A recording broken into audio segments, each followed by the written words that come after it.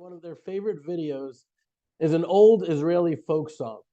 And, I sang it as a kid when I was growing up. It's probably from the 50s. I don't know when it's from, but it goes like this. It goes, Eretz Yisrael sheli yafa v'gam porachat.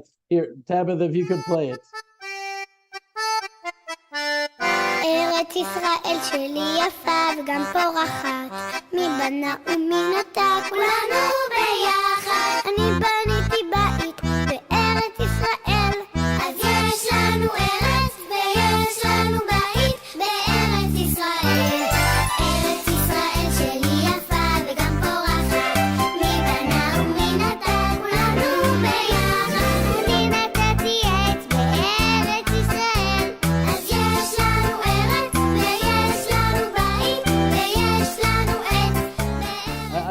It goes on, and I want to cry. Just, Jeremy, do you want to cry too watching that video? It's just so Yeah, I sweet. also just want to translate it for everyone that's there. So Yeah, it I was says, going to. My land of Israel is beautiful and blossoms. Birds chirping on every rooftop, heralding the holiday. It doesn't rhyme in English. And so we have a house and we have a tree in the land of Israel. And it's just so sweet and it's just so pure. And that's like all the Jewish people want. We just want a tree and a house with a bird that's chirping in the land of Israel. And then we're just surrounded by it's like crazy. Just such sweet simplicity and purity and preciousness filled with love and hope and innocence. And as we were watching it, I just couldn't help but contrast with what at this very moment Hamas are showing their kids. Not just some of them, the entire society in Gaza, every day for generations. Here it is.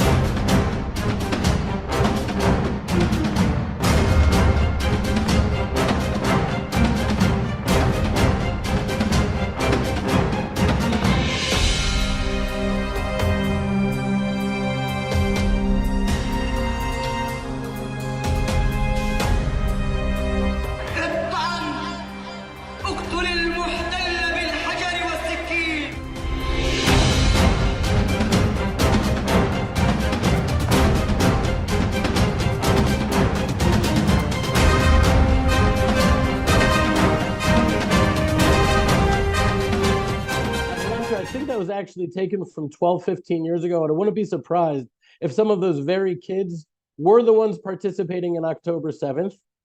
And you also see, just like the little baby programming, Big Bird, you actually see Big Bird with a knife saying to kill Jews. Like that, I got to get that video. I got to find that video. But there's so many, there's just no shortage, such an abundance, because that's all they're interested in. That's all they can think about. That's all they can focus on. Nothing else. No building, no birds chirping, no trees, no rooftop singing, nothing. All they want to do is butcher and murder and hack and kill. And so if we just take a sobering, dispassionate step backwards and try to depersonalize it for a second, we can ask why, right? That's not the hatred of a people that want independence, and that's not the hatred of a people that are humiliated by the checkpoints. That always got me. We're in checkpoints all the time. You don't see me being like, there's a line at this checkpoint, I'm gonna go murder a kindergarten, right? And the humiliation of the checkpoints. Anyways, there's a much deeper hatred at play here, and I think it's critical that we look at what the sages of Israel teach are among the spiritual roots, because it goes back to Abraham and it goes back to Ishmael and Isaac and the jealousy and the resentment there.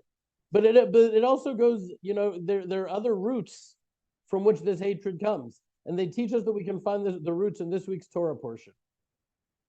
It says, what is Mount Sinai? That's from the Talmud. What is Mount Sinai? The mountain that brought enmity, Sinai from Sinah, enmity upon the nations of the world.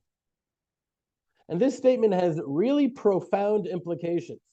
So many people say that this is true because the nations are jealous that Hashem gave us the Torah and not them.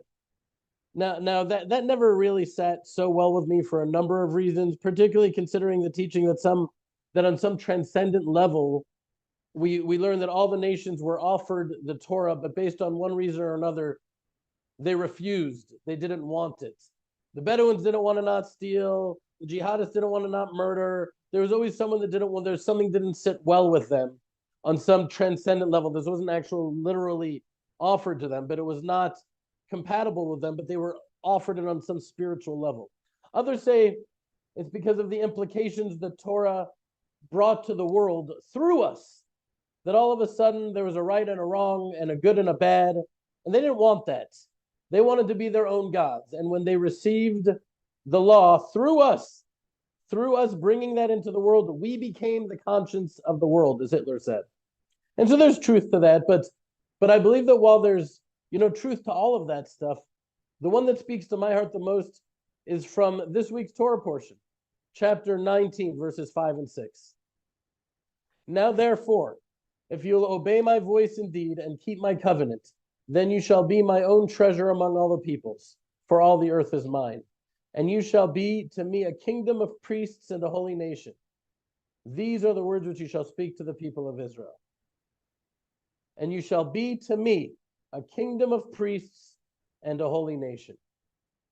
We are directed not only to receive the Torah, but to live it, to implement it. And when we do, then we are to be a kingdom of priests. And what's the biblical understanding of the function of a priest? At the end of every fellowship, that's what we say. Well, what is it? To be an intermediary, to be a conduit, to be a vessel of light and of blessing. That is our role in the cosmos. That is our role in the world. That is the reason we were created.